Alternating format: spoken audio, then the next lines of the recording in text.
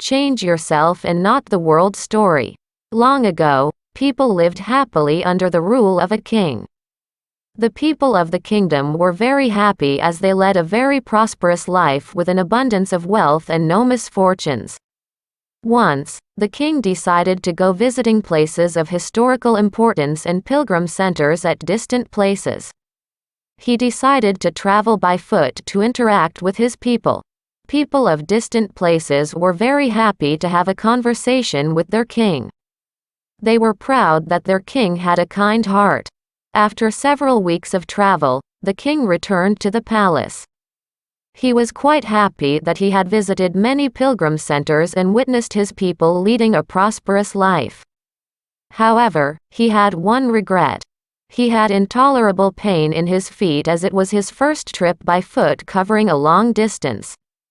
He complained to his ministers that the roads weren't comfortable and that they were very stony. He could not tolerate the pain. He said that he was very much worried about the people who had to walk along those roads as it would be painful for them too. Considering all this, he ordered his servants to cover the roads in the whole country with leather so that the people of his kingdom can walk comfortably.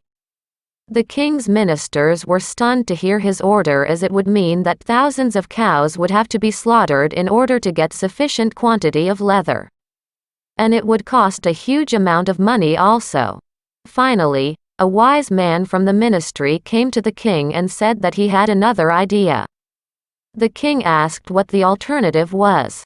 The minister said, "Instead of covering the roads with leather, why don't you just have a piece of leather cut in appropriate shape to cover your feet?"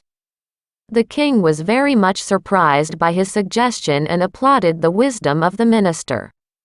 He ordered a pair of leather shoes for himself and requested all his countrymen also to wear shoes. Moral: instead of trying to change the world, we should try to change ourselves.